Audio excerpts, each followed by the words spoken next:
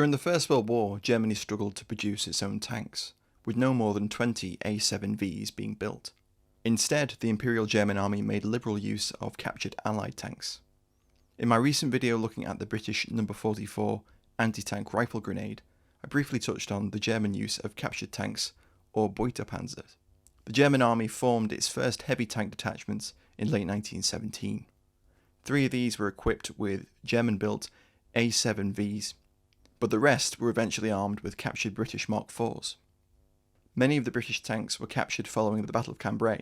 Little was changed on the Mark IVs except for the armament, with German quick-firing 5.7cm Maxim Nordenfeldt guns and MG08 machine guns replacing the British 6-pounders and .303 chambered machine guns. This was simply to ease logistics.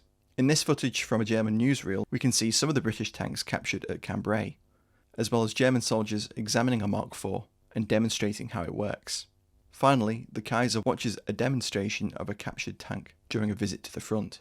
German workshops converted most machine gun only armed female Mark IVs into gun and machine gun armed males. They also added a 13mm T-Gewehr anti-tank rifle in place of the British tank's forward Lewis machine gun. Some of them also had one of their sponson guns replaced with a T-Gewehr. An escape hatch was also added to the tank's cupola roof, and externally the Beutepanzers were painted with an iron cross for recognition purposes. Workshops were set up to repair and salvage captured British tanks, including one near Charleroi.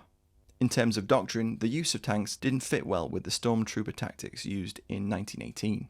The slow and cumbersome tanks weren't ideal for keeping up with the rapidly moving stormtroopers, but the German tanks did see action throughout the latter part of the war.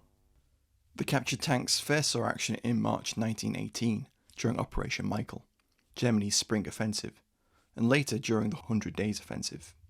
The use of Beutepanzern also led to the unique situation and the first instance of it happening in history, where the same type of tank engaged one another. Mark IVs reportedly clashed near Montneuve Farm during the Second Battle of Cambrai in October 1918.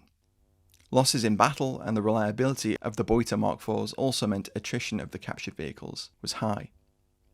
By September 1918, most of the German army's tank detachments had lost all of their vehicles. The British Mark IV was the most commonly used captured vehicle, although a small number of Whippet light tanks were also captured, as well as various French tanks as well. Several Mark IVs also appear to have been used during Germany's internal strife in 1919.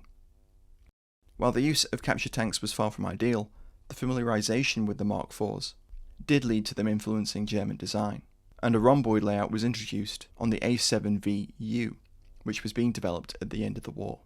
Thanks for watching, guys. Hope you found that interesting.